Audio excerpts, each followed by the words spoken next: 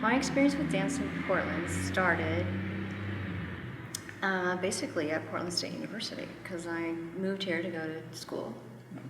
And because of the dance program that was there, and started dancing and fell in love with dance. I didn't really plan to be a dancer. I didn't really know what I was going to do.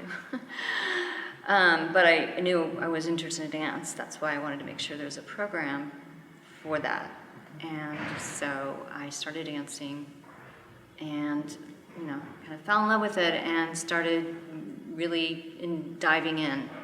And not too long after I started, the company, the dance program at PSU started the company we keep, which is a kind of a semi-professional, and developed into sort of a professional company that first was sort of like a repertory company where Judy Patton and Bonnie Merrill and Kathy Evlishan and Nancy Madchek at that time, Nancy Martino, all choreographed for the company, and they also brought in some guest choreographers. And that's where I met Mary Osland, actually, for the first time. And some other choreographers. And so then out of that grew a really rich experience and they created sort of, the dance company developed into a more professional company, largely due to an NEA grant that was received, probably that's something like 1984, for a piece that was called Sight Noise. And this piece was different than the other works because a lot of us in the company created works for it. So it was Judy and perhaps Bonnie, I can't remember who, but I know I created work and other members of the group, of the company, created work, and the site visitors for any of the NEA grant came and saw the show and was like, wow, this is fantastic. Wow. And that kind of spurred the company to grow. So. Amazing. What was kind of the energy of dance at PSU at that time? I think you hit it, your timing was just kind of right. Yeah, timing was perfect. Things were really just kind of exploding. It was really exciting. The idea that they had to really create a collaborative type style of company where they brought in artists like Hank Pander, like Bill Will, like Jerry Mayer, like other composers to work with the company, create the set design, or play the music, or do the costumes, that kind of thing. So it had this, there was just a lot of creative energy, and just exciting because it brought in the community, the outside community, into the university experience, supported artists, paid artists. It was just a fantastic energy, collaboration and creativity, and just a lot of fun. Now, the other person that I know that was in PSU around the same time is Min. Is that about right? Okay, no. No? No, Min came much later. Okay, I see. So Min started dancing at PSU in my class. Aha, got it. Which was a beginning modern dance class. That was the first modern class he had ever taken. Of course, I knew that he'd had experience in his own country where he had studied Chinese opera and other forms and just had a real, obviously, innate skill as well as this other experience that really, was clear from his performance in class. And so, I kind of mentioned it. It's like, God, I have this really great student. And everybody was like, really? And so then he was asked to join the company later. But at that time, I was already teaching. That was another thing that was great about being in the company, is that many of us were hired to teach some of the beginning classes.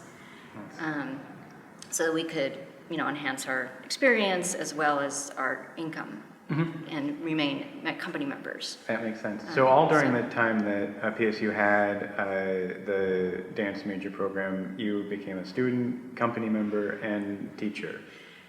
Yeah. Yeah. But I would just correct that and say that there was not a major Ah, okay. yet. The major came later too. Got it. So it all started to grow towards, being able to offer a major. But there was a lot happening. I mean, it seemed like a major because there was so much happening in the dance program. It was like crazy that it wasn't a major. Yeah. What kind of dancer was the program creating? During that time period, what were the goals that you felt as a student? Like, what kind of dancer were you being trained to be? Well, contemporary, modern, with a postmodern thrust, which I didn't, probably didn't realize at the time until later. But creative, someone who was a good improviser. We did a lot of improvisation skills, playing. It was very playful.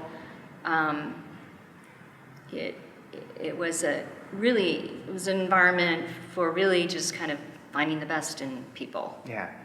And it sounds like finding the best in a way that was pretty rigorous and took it up to a professional level. Yeah. So good training, good physical training, technical training, then kind of layered with a lot of this creative, really important creative work because the dancer, in my humble opinion, needs to be part of the creative process in a way that they feel really comfortable understanding what the ideas are and how that might be manifest in something they're working on. And be able to make that jump from this concept to this movement. Yeah. And sort of be facile with kind of, oh, what about this? What about that? And so that, you enliven your performance with that knowledge. That makes total sense. Were you then choreographing and dancing in the company we keep while teaching then at PSU? Did that happen at the same time? I'm just going to move this up just a little bit. Yeah. Great. I taught. I was a member of the company we keep. I believe it was when I graduated that then I started teaching. That's what I'm trying to remember. Because that was a way to keep me, pay me as both an artist, a dancer, and as a teacher. And because there wasn't a lot of money to pay us as dancers. Right. But we were in rehearsal every day. Wow. Yeah. It's amazing. Yeah. And then out of that, did other opportunities start to open up for you outside of PSU? Right. What came, maybe not next, because maybe it happened while this was happening, but what did your dancing in the company we keep and teaching, what was the next thing after that? So after, being in the company keep for a while, I know that I'd met Mary Oslin through her work as a guest artist with the company, where she presented a piece with her own company, I think, when she was in Eugene at that time. So she moved out to Portland later, and I joined her company at that point. So it was a little bit, while I was in the company keep, I was also dancing with Mary Oslin. Wow. And then I did a few of my own shows that were actually partnered up with other dancers from the company to create our own work as smaller shows that happened at different places in the city and on the campus too. I know we did a show. I did a show at the gallery space. Did a show at the Montgomery Park building, which we called Monkey Park. That was actually Mary did that. There was like 4 or 5 solos that were choreographed for that. So I just started to develop an interest in creating my own work. And then I think the final thing I did before leaving for New York was a solo show called Solo Affairs, in which I had several people set solos on me. And then I choreographed a couple, and so it was kind of I believe it might have been a grant funded, I think it's probably a grant funded show. Cool. Yeah. Who did you work with for Solo Affairs? Some of the people that set work on you. Yeah, Bonnie Merrill set a solo on me, which was called A-N-D. It was, and let's see, Josie Mosley. I had her set a solo on me because I hadn't really danced her style that much. I was interested in expanding.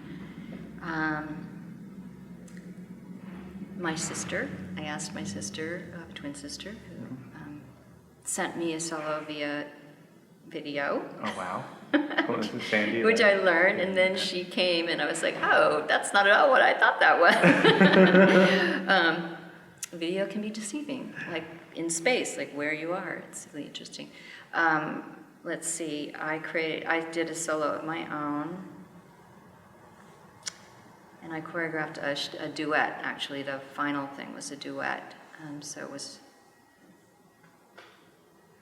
I can't remember if there was anybody else. That's all right. That's fine. These are just some of the people that were active and involved in that show. Yeah. Mm-hmm. What was it like dancing with Mary? I'm talking with a lot of different people that have worked with and danced with Mary. Mm-hmm. And just to round out the picture of who she is as a choreographer, it's great to hear about the experience of people who were in her company in different moments in time and what that was like. Yeah, Mary it was fun to work with her. She was very clear, very exact. I think the first piece I did with her was a piece that was counted in 11s, which Mike Van Loo, her husband at that time, created music for. So it was 1, 2, 3, 1, 2, 3, 1, 2, 3, 4, 1, 2, 3, or something like that. some sort of, is that right? Yeah, 6 and 4. No, that's 10. So it was something slightly different than that, but some sort of combination like that. It was fun though. It was a very fun piece, even though it was counted. I mean, phrased, I should say. I mean, once you learn the phrasing, you didn't have to sit and count it, because the steps and the movement went to that rhythmical, sort of phrasing. But it was fun. It was really fun working with her, and she was really creative, and it also asked you to participate in her work, and it was great. Do you remember the name of the piece that was in 11s? I don't. That's all right. Is there another work that stands out as being a highlight of dancing with her? Well, then later when I came back from New York, I was in 2 pieces, Terrifying Grace and the duets one, Dolls. What is that? Dolls. Oh gosh, I can't believe I can't remember it. Sorry, I know the name of the piece that you're talking about. I'm blanking on it too. Reflex Dolls. Reflex Dolls. Yeah. Yeah, Reflex Doll or Reflex Dolls. So it was a series of duets. And I did a duet with Catherine Gray. It was very, very extremely tight, choreographed. Like we had to be really on. Choreographically, we were kind of the precision dolls, I think. I'm not sure. That's cool. How about Terrifying Grace? That's a name that I've certainly heard come up a lot. That was more of an ensemble work, and I think what stands out about that in my memory is just she worked with photographs and kind of collaged these images together, and so the images were really striking to me as a dancer, as a performer. to kind of embody these images. And, it wasn't like you were acting, but you were trying to really like get inside the photo and sort of reveal what it was to be that person in that photo. At least the ones that I worked with. And some beautiful images, like take that photo and then just see if you can just fall out of it in the slowest manner as possible. So really beautiful kind of ways of thinking about movement that really got you inside of it in a really beautiful way. Terrifying grace. Yeah. Makes sense. I want to get to talking about you coming back to Portland after New York and really starting more of your own choreography. But before we jump to that chapter, let's go back and talk a little bit about Bonnie Merrill and Judy Patton as kind of being two really prominent figures at PSU, and hearing from you a little bit about who these people are and the influences they had on you as a dancer. Is that a good question to ask? Yeah. Cool. Yeah. Yeah. I mean, dancing in the company we keep with all of the choreographers that I mentioned, they were all very different and very professional, very technically engaged, and very creative. And Judy was probably the most sort of improvisationally oriented. She would definitely have these places in the work where you had to just create your own path from this place to this place, and you're just gonna like put your clothes on here, and then you're gonna often some props and things to do, and that had these really wonderful images and that had this humor to it. And I'm thinking of a piece called Semi-Continuous Solo for Ladies, I think, something like that. But they also, they all worked together to create these even evening-long length works as well. So it was difficult as a viewer. You wouldn't necessarily know who choreographed what, unless you were really familiar with their work, and then you might be able to say, I think that's probably Judy's. So just to clarify, it was like one continuous. It was one continuous piece that somebody said, okay, we're gonna end here and begin here this seamlessly. next one. Yeah. Okay. Yeah. So sometimes it's hard for me to remember what they did, what each of them did in that work. There was a piece called Lightfall that was really beautiful, and I don't remember the artist who did the set, but it was these picture frames, or one part of the set was these picture frames that were huge and that you actually stood inside, and then they flew them in and out of the of the theater, and moved them, and sort of changed the landscape of the stage with these as you were inside these picture frames.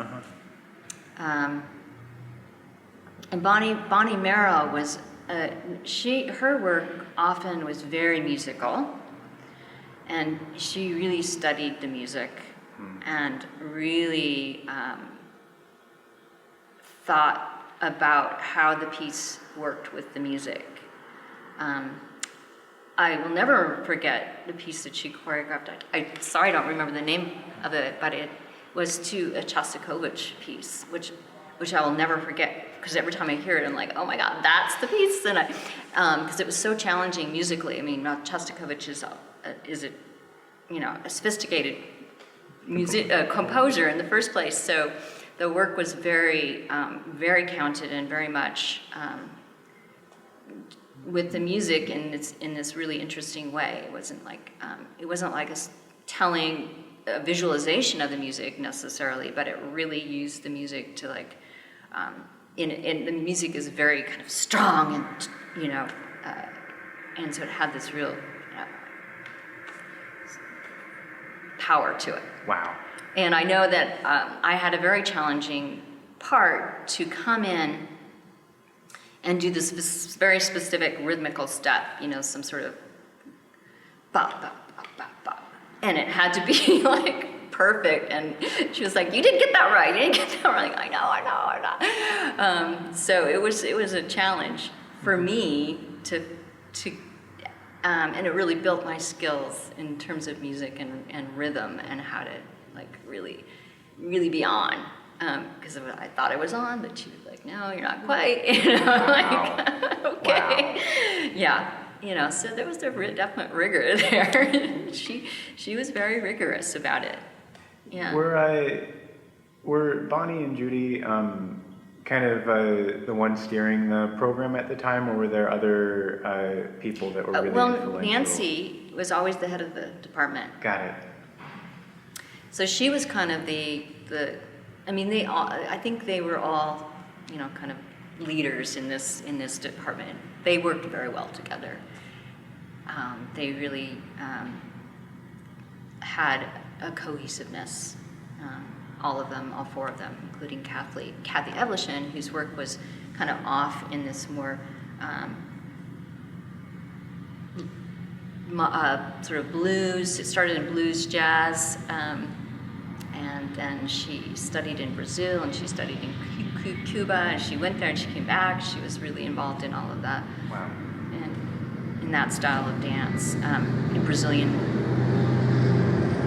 traditional Brazilian, dance forms and so forth, so in Haitian. So that was sort of added on. I mean, Kathy was somebody who just was always adding new things to what she was doing. And she was always wonderful and excited about everything. It was so exciting to be around her. So she gave that perspective that was more global, kind of more encompassing. Yeah. Wow. And then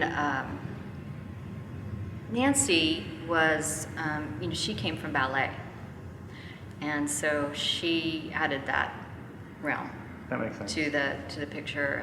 Taught the ballet classes for a while, and then and choreographed. But her choreography was was in the modern realm. She wasn't doing ballet at that point. She really switched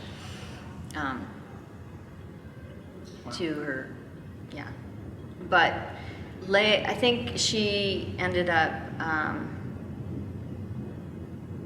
not choreographing as much, and Judy and Bonnie kind of became the more sort of heads of the company we keep, so to speak. Got it. And then Judy finally became kind of the artistic director of the company we keep. Aha, that makes sense. Whereas Nancy was more maybe head of the program. Yeah.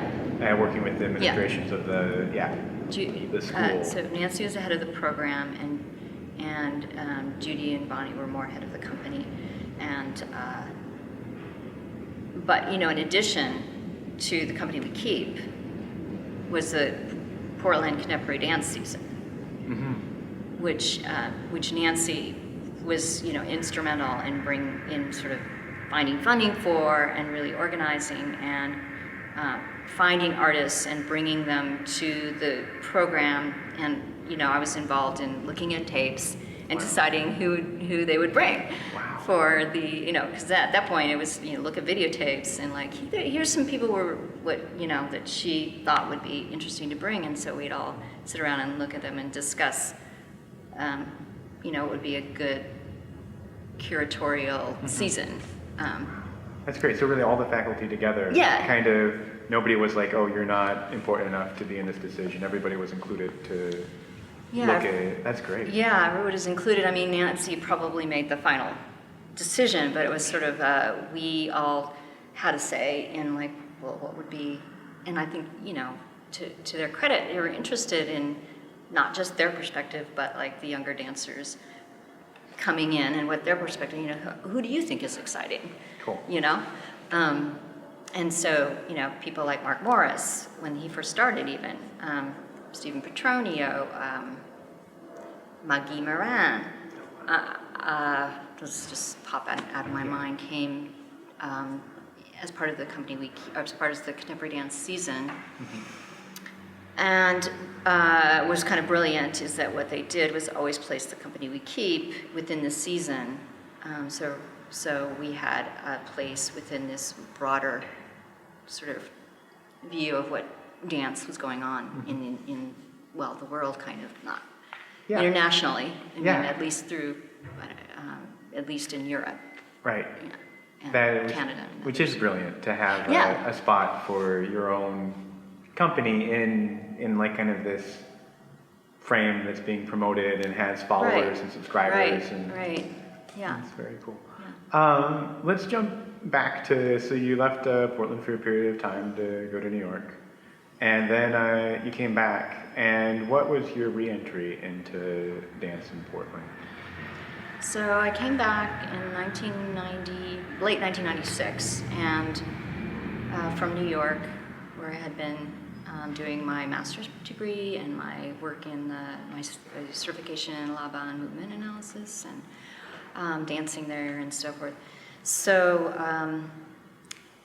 I knew that Mary was still in Portland, and I also had been I kept in touch with people.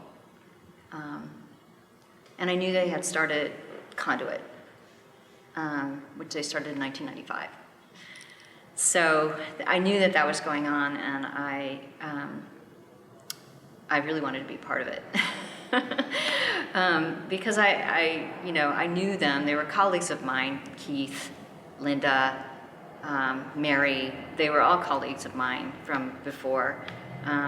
And so I knew who they were and thought highly of them, and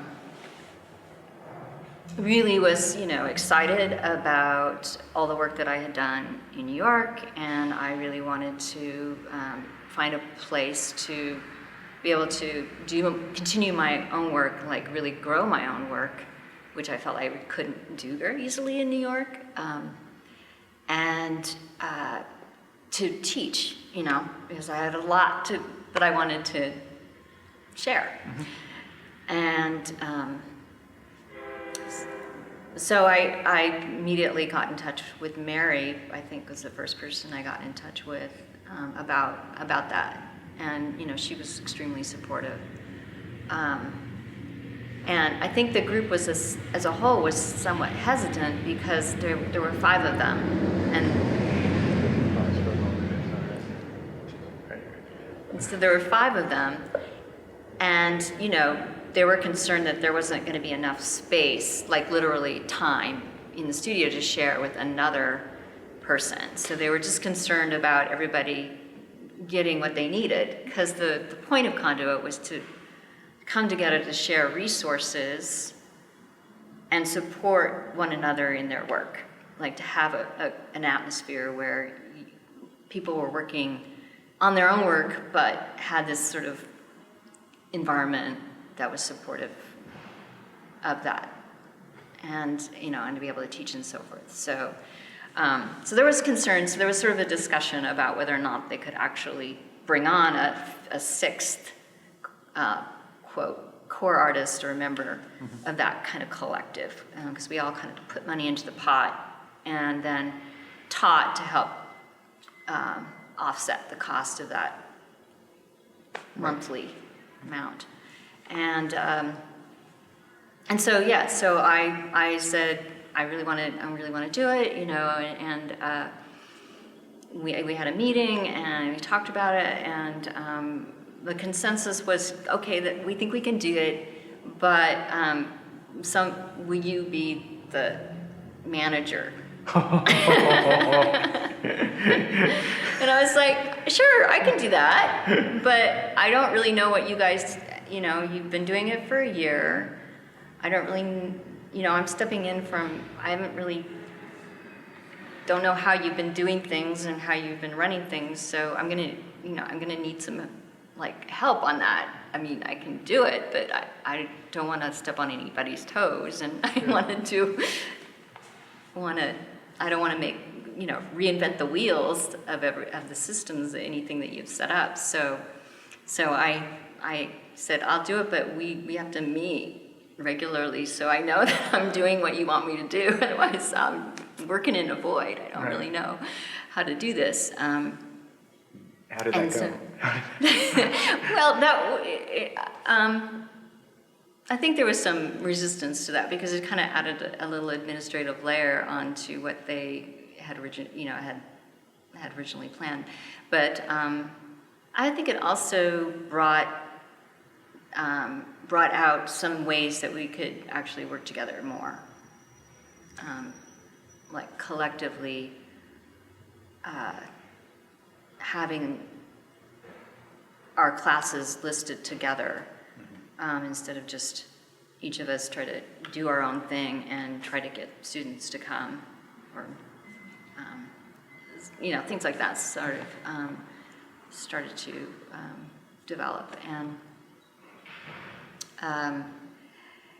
I think then after that, Linda took over because it was a rotating thing. The idea was it rotated. Right. So you would do it first, but you and I wouldn't would be do it stuck first. there. I wouldn't be stuck there. I would do it it was like a year, and then I think Linda took it over or something. I can't remember if that happened, but it was supposed to be a rotating thing, but none of the men wanted to do it. Greg Bielmer, of course, is one of the core artists. And so it was the women, it was the females who ended up doing more of that work. Oh, geez.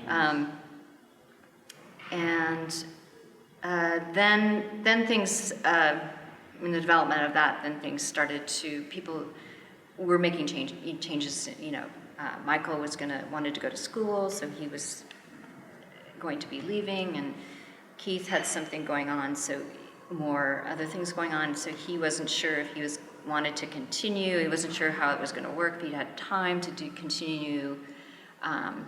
So people started to split off, and it sort of felt like, are we going to continue this? And Greg I don't really want to do this if we have to start all over. I don't want to say bad things about Greg, but, so anyway, maybe you cut that out. But Sure. So Mary and I kind of we're like the two left sort of going, let's try to keep this going in a different way. And so that was in 2001. And so we said we're gonna try to make it a nonprofit and kind of broaden it into more of a community organization as opposed to this collection of 6 artists. It would be open to others. It was always kind of open, but I think there was a sense that it was kind of exclusive to the core artists who were there. And right. So there was a sense that it could be opened up. There was like this need for classes. People really immediately wanted to take class. There was PSU at that point had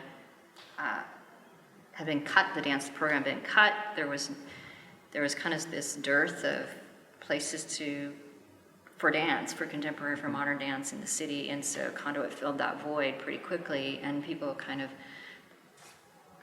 really were drawn to it. And were there a lot of people that had taken class at PSU and had gotten into the habit of taking class regularly that were still in Portland and had just recently graduated coming to Conduit? Is that part of? I think so, yeah. Yeah. Yeah. I mean, I'm sure you didn't ask everybody at the door. You were Right, or you're at just a PSU. student. But yeah, I do think that there was a certain amount of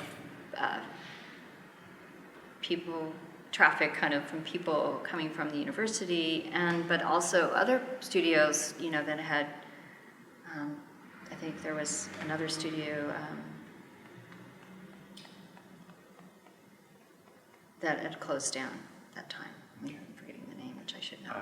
Dancers Workshop? Dancers Workshop. Got it. Yeah. So it's kind of the perfect, it wasn't perfect, but these spaces that had taken and trained dancers disappeared, and Conduit was kind of the one that everybody was able to connect to.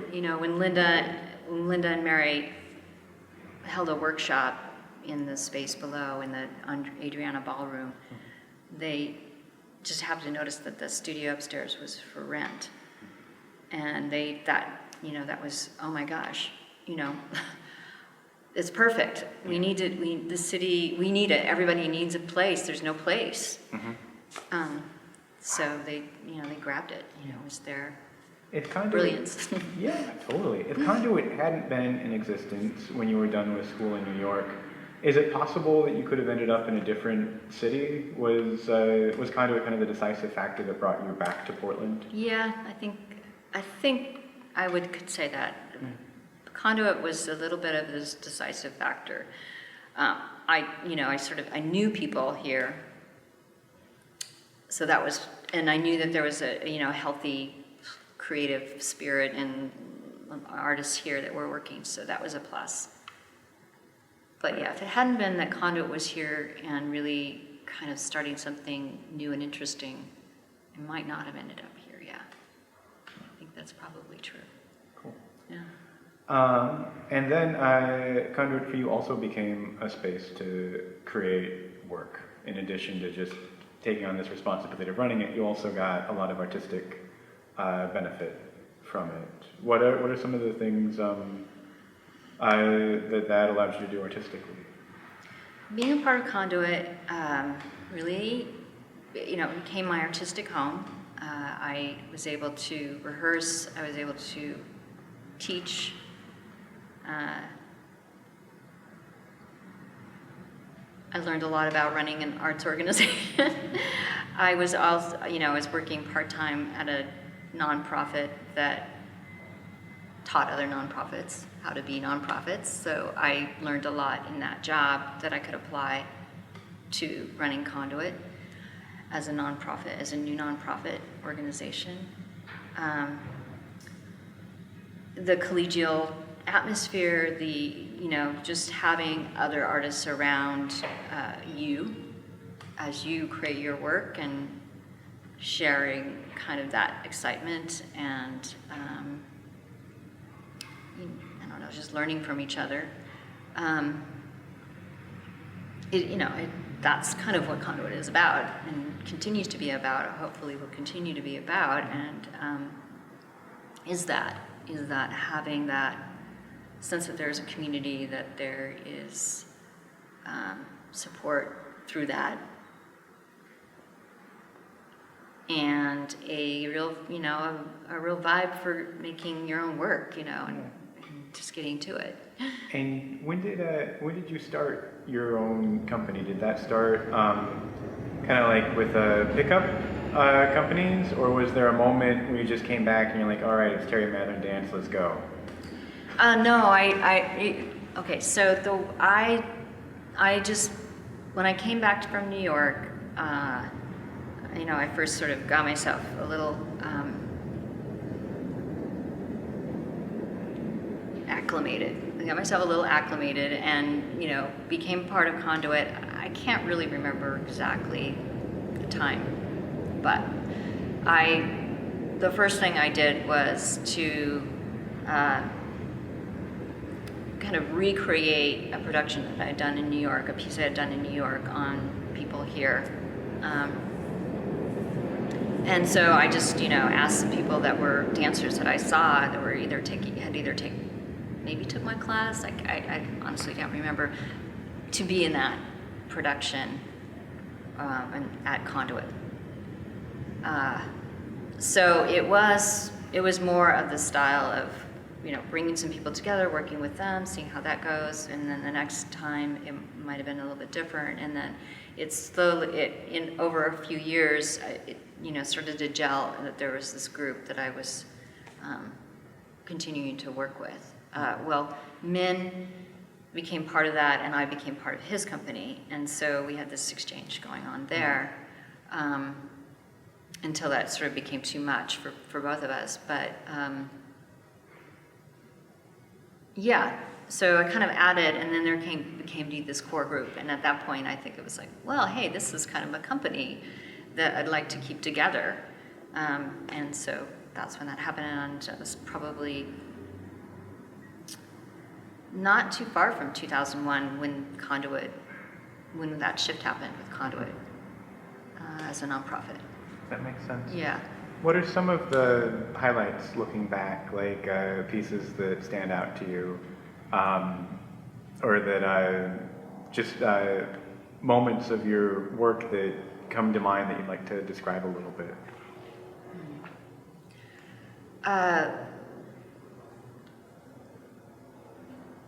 Might have been the second or third year piece that I did here. I produced it at Lincoln Hall, so that was a big deal and challenging. And that was a piece called. Well, there were a couple of pieces in that show. The main piece was a work called Night, Day, and the Golden Hour. And that was memorable in part because Bruce Keller, who did the lighting, created some really amazing shifts in light, because that's what it kind of was about. Night, Day, and the Golden Hour is sort of about the transformation of night to day and the cycle of that. And in that show, another work was Evidence of Division, which was a duet that I created for Mintron and I. And both of those works, started me on this kind of, they were manifestations of the way I was starting to work from my training and sort of things that I'd done in New York, which is to really think about the forms that were driving the choreography in the space. So Evidence of Division was using the pattern of branching as sort of a base, of a conceptual base. Not only conceptual, but like figuratively in space, and how the paths were shaped in relationship to one another. About the idea of a branching being a crossroads, being a point of decision, being a separation, being a joining of two paths that come together, or two paths that move away.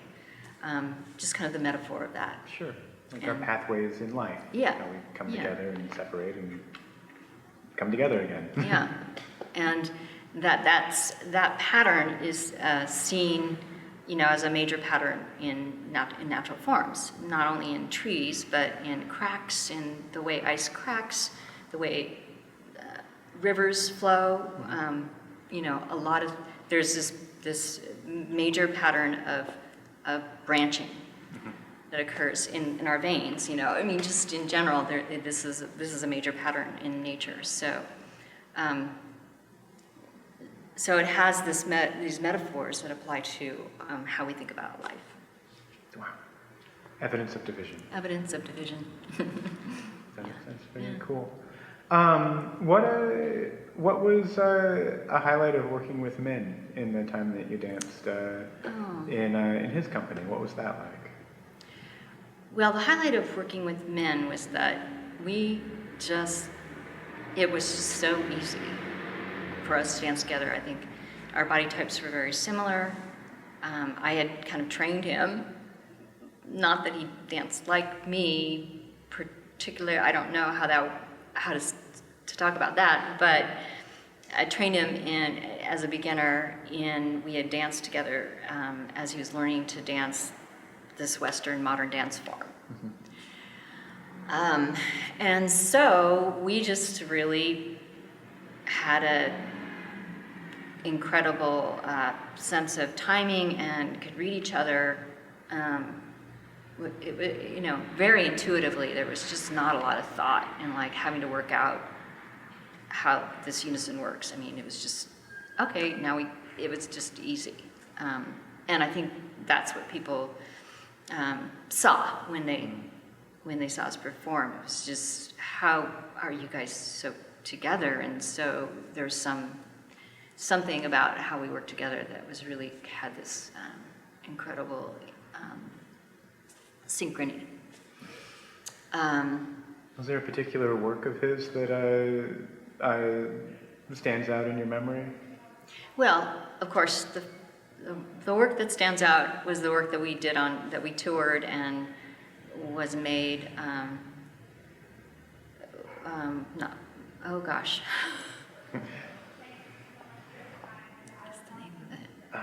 What are some of the... Nocturnal. Oh my gosh, I've forgotten the name. That's okay. And of course, in this moment with the camera at you and lights on you, it's like Yeah, the mind, like details get lost that are really innate. This is the duet in which we were all in orange. We rolled paper out. We did this very slow procession towards this red circle of carpet. It was very, he was working with his much more Asian-influenced movement that I learned, the details of the hands, and it was beautiful, beautiful piece, very slow, but very kind of a ritualistic coming together of two, bodies, minds, souls, sort of thing. And that really stands out of work that we did together that he created. Yeah. That makes sense. Yeah. Keith Goodman is somebody that obviously I don't have the opportunity to interview for this documentary, but I've been asking people that knew him and worked with him to describe him a little bit so that his work and his memory can be represented through other people's memory. Are there some things about Keith or his work that come to mind? Sure. So, Keith, I knew Keith, before I left for New York. I actually choreographed a duet with him that he consented to be in, which was wonderful to work with him.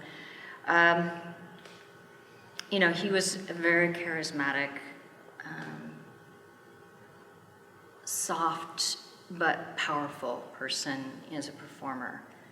You were really drawn to him. He kept your interest because of his intense focus, but it wasn't like intense.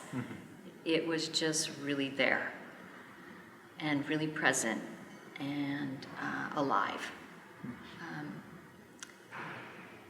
So it was just, it was beautiful to watch him just in the most simple things, And his work, he combined his love of African and Caribbean movement forms with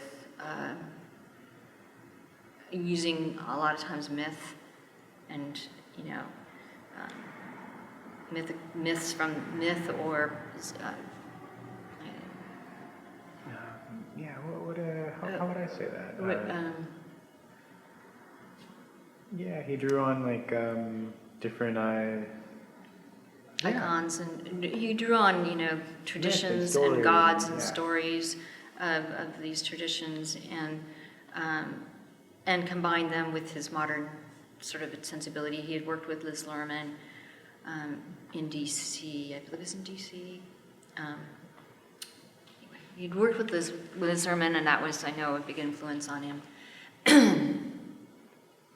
And so his work had a real kind of magical sense of ritual and, live music, drumming, and other instruments. His costuming, he did all of his costuming. It was, and it often, had this, elaborate kind of African-based or tribal, based look and feel, and so it was just, it was a really intimate kind of experience. Is And when he did a fair amount of shows at Conduit. Is there a particular work of his that stands out, or does it just kind of sit more as like a montage of images and movement? Yeah, I can't think of one specific piece. It's all right. more broad That makes perfect sense. images and Me too. feelings. Yeah. Is there Michael Minger? What happened to him? Where do you know? Oh, he's where Michael is Minger Mike is in now? New York. Okay. And I'm not sure what he's doing there, but seems like he's doing well. He's doing theater. Okay. He was really more of a physical theater person. And his work was kind of fun and silly and very humorous. And, the piece, what was his company called? The Really Big Dance Company. So there you go. Right there. He's just, he was, and they would, have a theatrical aspect to a lot of the, some, I believe there was like some speaking and telling of story or joke or in terms, and as well as the, kind of physical humor and big costumes and things. So it was really a different aesthetic within the core artist mix. That makes perfect Yeah. sense. How are you doing? Do you want to take a quick break? I've got a few more questions. Sure. If you want to, that's fine. We can keep going, whatever you feel like. But I just wanted to put that in there as an opportunity to Yeah. pause if you'd like. No, I think I'm okay. Okay, great. Yeah, and of course at any time, Yeah. it's fine. Yeah. So here we are in a new studio space, a new chapter for Conduit. And what are some of the things moving forward that Conduit wants to be able to do for the dance community in Portland? And I say this not actually knowing what your role at Conduit is now. I know it's kind of evolving and shifting. Yeah. So maybe that's two separate questions about what's your involvement with Conduit, and then how Conduit wants to continue to meet the needs of this community. Yeah. So here we are in the new Conduit space, literally a week maybe. And to a large credit to Conduit's new co-directors, Emily Renning and Vanessa Vogel, that we're here. Looking for a new space, having been forced to leave the most beautiful old space that we had for 20 years, it's been very hard, challenging, and especially in this particular environment that we're in right now in 2015, and the city exploding and there being not enough of anything for anybody, so everything is just snatched up very, very quickly and to the highest bidder. So it's been a real challenge, and we're just lucky that the building owner in this building has a interest in keeping artists in the city center and wants to see this district, this area, as a cultural space, a cultural district, a cultural neighborhood, and Conduit helps make that happen, and so he supports Conduit, and we've been able to explain our position, that we're small, and there's, and so he really worked with us to make this happen. And so this is a new space and a new phase for Conduit. And, all along I've been, since the beginning of 2015, my plan was that I would not step down out of Conduit, but just step back from the day-to-day work of managing and running and, doing all the work that's required to keep a space and all the programs running. So I was stepped back from that because of the work that I'm doing at Portland State and as I'm teaching there.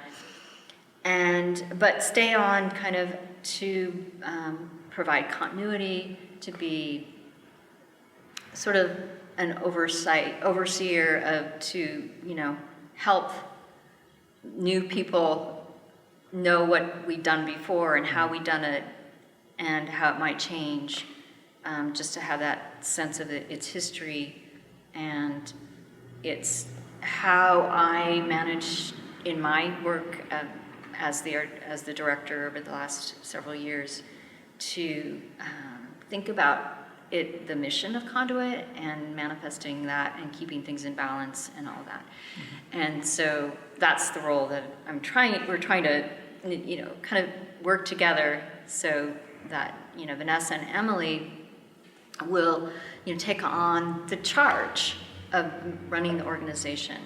Mm-hmm. Because I just don't have time. And, it's great to have new energy and new ideas. And this is a new phase and, so things will probably, shift and change. They're not going to drastically change. The mission is still relevant. This mission is still important. That is to support independent dance artists, to be a place where feels like there's a home for independent artists. It's a neutral space that's a community space. So that's still there. But the space is different. Slightly, and we're just working with a different set of factors. Mm-hmm. So, Emily's starting off getting, a set of dance classes going, a variety, and kind of building on this idea that, there's a lot of new people in town. There's new teachers. There's new. There's just new energy, and let's bring in as much of that as possible. Let's expand our roster and see what happens in terms of trying to build a bigger, what's the word? A bigger diversity and practice for studying dance through class taking.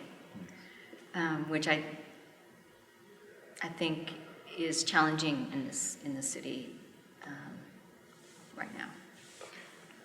What any guess about why the climate in Portland is hard for dance classes?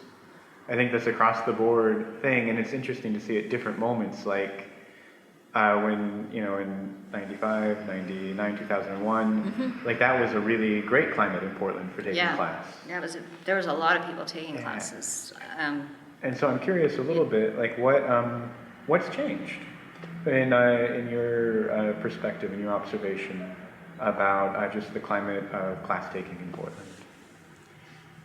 What has changed in the climate of class taking is really hard to figure out. I think that perhaps there's been a lot of influx of people who want to make work and not so many people who want to be dancers, to be in people's work. Mm-hmm. And I think the dancers are the ones that really thrive on taking class. And the choreographers who want to build their own style and their own way of doing things tend towards taking their own class or teaching. Yeah. And so this balance is just off. And hopefully and unfortunately what happens then is that I've heard this from dancers. I want to dance. How do I get in a company, how do I get in a production? Mm-hmm. There doesn't seem a way to do it. There isn't enough people making work that are making ensemble works, that aren't making just solo work. Mm. And, perhaps making solo work is, whether that's something that they're interested or not, or maybe it's driven by not having the resources to have a space where you can have multiple dancers and really work, and, it's maybe challenging financially. I mean, since the recession, I think it's just been challenging financially to take class and to have a space to where you would work with lots of people all the time and have a job and, you know. Of course. So Yeah. I think I don't know, it's a conundrum, but. Yeah. Do you think that while PSU's dance program initially shutting down created a lot of people that had training that wanted to take class, that as time went on, those people kind of dispersed, and there wasn't like a new generation of people that had been used to kind of this rigorous training to repopulate the dance classes? Does that seem like a key factor, or does that just seem like something peripheral? Yeah, that you make a good point. The fact that PSU's program really was cut and disappeared, and now it's starting up a little bit again, I think did have a major influence on the number of dancers that were in this city who took classes, who were, you know, wanting to continue their practice on a regular basis. Especially when you think about a city like Seattle, of course, which is much bigger, but they have several programs where they're churning out dancers on a regular basis who are very well trained and who want to keep their training up. I mean, they want to dance and they want to keep that training going, so they're out there really, you know, ready to do that. That's part of their life, and that is not the case in Portland. You know, which is one of the reasons why I, in some ways, was motivated to accept the job at taking on the dance minor program at Portland State, to build up that program, because not only would that be exciting to be part of and fulfilling, but, you know, I think it could change the landscape in Portland itself in terms of the dance that exists here. I totally agree, and that's why I was steering our Thank conversation you. in that direction. I forgot about that. Yeah, that's all right. Thanks for bringing that up. Sure. Before we wrap up, are there any important factors kind of in your trajectory of dance in Portland, work you made, people you worked with either in your own company or working in other people's company, any key things that we might have glossed over or didn't touch on? Well, I don't know if you interviewed Jim again, did you? Okay. You know, because Jim again has, you know, kind of been in the background a lot of Conduit, but is a major factor in making Conduit, you know, successful, both because of his, you know, he's brilliant, and but also because he was like willing to just be there and like sweep the floors and fix this thing and, you know, help us put together a computer system or whatever, you know. He's just, you know, the person who knows how to do everything. And so he, you know, he's a very important part of the community, and now he has his own, you know, he's trying to do his own work and has, you know, grown as a dancer, and now he's choreographing, and that took him a while to move into that, and, you know, but that's really pretty amazing, you know. Yeah, it is. I appreciate you saying that. The man is a brilliant, humble machine that just can crank it out. We can't thank him enough for what he's done for this community, you know.